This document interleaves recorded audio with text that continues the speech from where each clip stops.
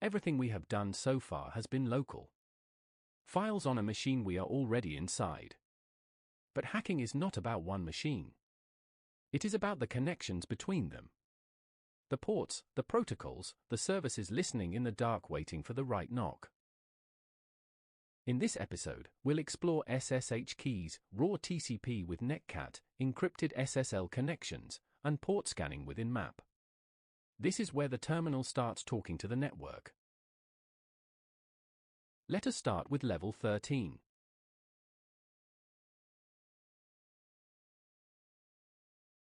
Logged in as Bandit 13.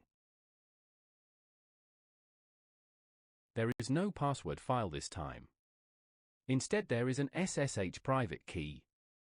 We use it to log into the next level without a password at all.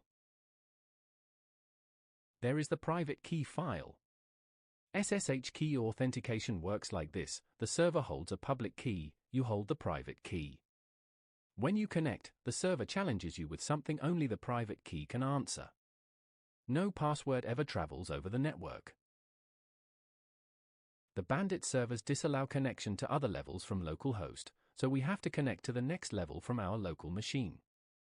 We can copy the private key to our local machine and use it to connect to Bandit 14.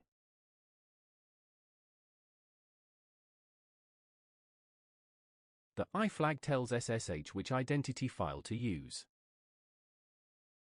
We are now inside Bandit 14 without ever typing a password. SSH keys are the standard for server access in professional environments, more secure than passwords, impossible to brute force, and they never leave your machine. Now that we are Bandit 14, we can read the password for this level directly. Copy that password, we'll need it in a minute. There is a service listening on port 30,000 of localhost. We send it the current password and it gives us the next one. No HTTP, no protocol, just raw TCP. This is where Netcat comes in. Netcat opens a raw TCP connection to any host and port. Whatever you type goes across the wire, whatever comes back gets printed. It is the Swiss Army knife of networking. The connection is open and waiting. We type the Bandit 14 password and send it.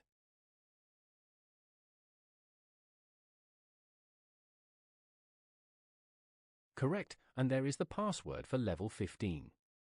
Netcat is used in real penetration testing to probe services, catch reverse shells, transfer files, and test firewall rules. Once you know Netcat, you use it constantly. Closing the Netcat connection. Level 14 done. Connecting to level 15.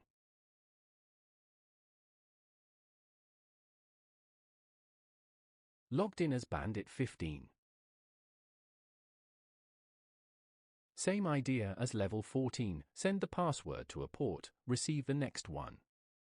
But this time the service on port 30,001 uses SSL encryption. Plain Netcat cannot speak SSL. We need openssl s_client. OpenSSL s_client is a diagnostic tool that connects to SSL and TLS services. The connect flag takes host and port. IGN_if keeps the connection open after we send our data.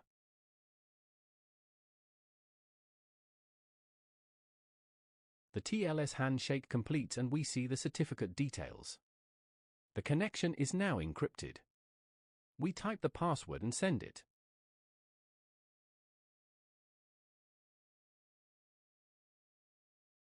Correct password for level 16 received over an encrypted channel. OpenSSL s_client is invaluable for testing HTTPS services, inspecting certificates, and debugging TLS configurations. Every web pentester uses it. Level 15 done. Connecting to level 16.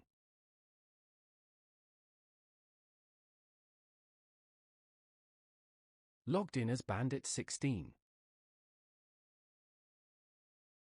There are services listening somewhere between ports 31,000 and 32,000.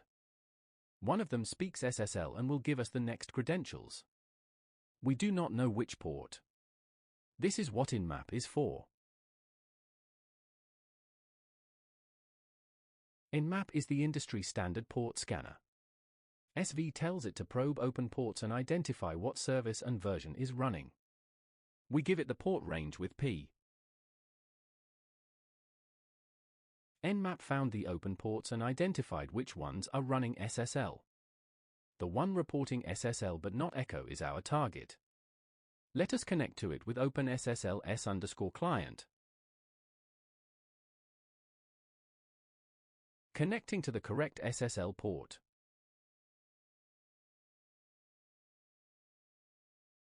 TLS handshake complete.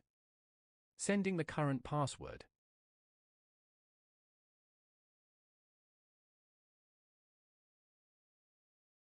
Instead of a password, we received an RSA private key.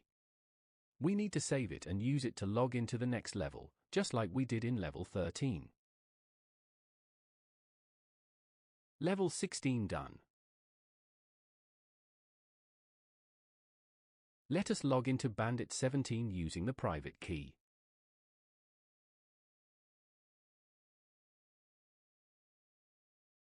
We are in as Bandit 17 with no password. Reading the password for this level directly. Copy that. We won't be using it right now, but we will need it for the next episode.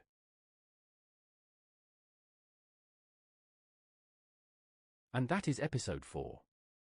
For levels, SSH key authentication, raw TCP with Netcat, SSL connections with openssl, and port discovery with nmap. These 4 tools appear on every single penetration test, every CTF, every red team engagement. You will use all of them again. Episode 5 is file permissions and users, setuid binaries, running commands as other users, and understanding what those permission bits actually mean in the context of privilege escalation. Subscribe to follow the full series. Drop a comment with your questions and I'll see you in the next one.